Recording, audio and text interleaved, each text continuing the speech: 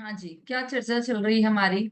सर्वप्रथम हम औपशमिक भाव की चर्चा कर रहे हैं, है ना। अभी इसके पहले हमने देखा कि औपशमिक भाव कहते किसे हैं।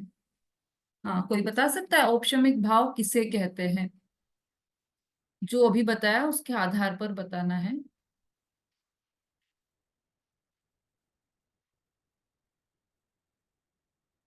बोलिए सरिता जी। यदि आत्मा के पुरुषार्थ के द्वारा जड़ कर्मों का प्रकट न होना यानी दब जाना तो ये औपशमिक भाव है। जैसे हाँ, अपन ने फिटकरी वाला किया था ना, पानी में फिटकरी गंदगी नीचे रह गई थी वो। ठीक है। चलिए अभी देखिए, जो कर्म है ना, कर्म, उनकी अवस्था चार प्रकार की हो सकती है। कैसी? कर्मों का उदय हो सकता है, पहली। दूसरी, कर्मों का उपशम हो सकता है। तीसरा, कर्मों का क्षयोपशम हो सकता है। और चौथा, कर्मों का क्षय हो सकता है। तो चार प्रकार की अवस्थाएं किसकी है ये? कर्मों की चार प्रकार की अवस्थाएं हैं। और इसके निमित्त से जीव के भाव भी चार प्रकार के हो सकते हैं, है ना। कल भी चर्चा की थी इसकी। कौन बताएगा? कर्मों की जो चार प्रकार की अवस्थाएं हैं, उनके निमित्त से चार प्रकार के भाव कौन से हो सकते हैं? कुंद प्रभा जी।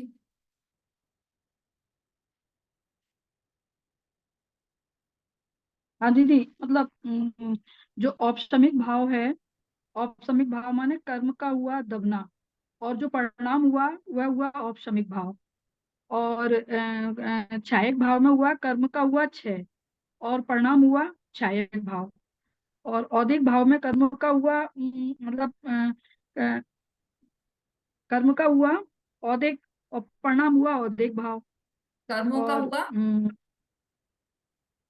कर्मों का हुआ दबना, दबना हुआ ना नहीं, वो तो उपशम में है। औदिक भाव में। कर्म का हुआ उदय, उदय, सॉरी दीदी। हाँ। कर्म का हम्म, हुआ उदय, और हम्म, परिणाम, परिणाम हुए औदिक भाव।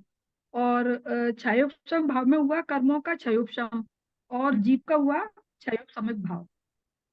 ठीक, बहुत बढ़िया। चलिए अभी अपन है ना, जो आज पढ़ा है ना अपन ने, उसकी शॉर्ट में एक बार रिवाइज करके फिर आज की कक्षा यहीं पर पूर्ण करेंगे, क्योंकि आज थोड़ा मंदिर में जाना है। आ, इसको पढ़ लेते हैं अभी अपन हम। हाँ, इसमें से कुछ बच गया हो तो वो देख लेते हैं। इसकी सारी बातें समझ में आ गई होंगी आपको। औपशमिक सम्यक्त संबंधी मतलब, दूसरे शब्दों में कहें तो जहां कर्मों की सत्ता तो पाई जाती है, जो औपशमिक भाव है, वहां पर क्या हुआ? सत्ता में तो है कर्म, किंतु उदय में नहीं है। कर्मों की सत्ता तो पाई जाती है किंतु उदय नहीं पाया जाता है, उसे उपशम कहते हैं। और कैसे हुआ ये औपशमिक भाव? कि परिणामों की विशुद्धि से कर्मों की शक्ति का प्रकट न होना, उसका नाम उपशम है। या कर्मों का दब जाना, उसका नाम उपशम है। जैसे अपन ने देख ही लिया है, पानी से भरे हुए ग्लास में फिटकरी डालने से मिट्टी का नीचे बैठ जाना, वह उपशम कहलाता है। इसमें गंदगी का तो हो गया उपशम, और जो ऊपर निर्मल पानी है उसे औपशमिक कहते हैं। गंदगी का हुआ उपशम, और जो निर्मल पानी है उसे क्या कहा? औपशमिक। और इस भाव की विशेषता यह है कि जो धर्म का प्रारंभ है वह इसी औपशमिक भाव से ही होता है। ये विशेष बात है इस औपशमिक भाव की। धर्म का प्रारंभ इस औपशमिक भाव से ही होता है। तो जैसे हमने पानी के ग्लास का उदाहरण देखा, तो उससे सिद्धांत क्या समझना? कि परिणामों की विशुद्धि से कर्मों की शक्ति का अनुद्भव होना या दबना, वह उपशम है। और उसी समय कर्म के उपशम उपशम में जीव के जो भाव होते हैं वह औपशमिक भाव होते हैं। और सीधे शब्दों में कहें तो कर्मों का दबना वह उपशम है।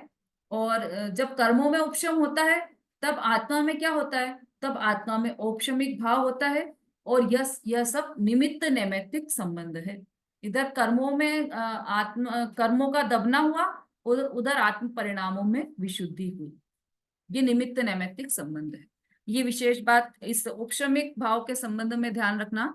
आगे की चर्चा अपन कल की कक्षा, कल है ना कक्षा?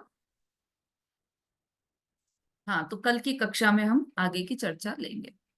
अभी आज थोड़ा सा जल्दी है तो यही विराम लेते हैं अपन। जावाणी के ज्ञान से सूझे लोकालोक, सोवाणी मस्तक नमो सदा देत हूँ ढोक। बोलिए जिनवाणी माता की जय, महान जैन धर्म की जय हो, आचार्य उमा स्वामी की जय।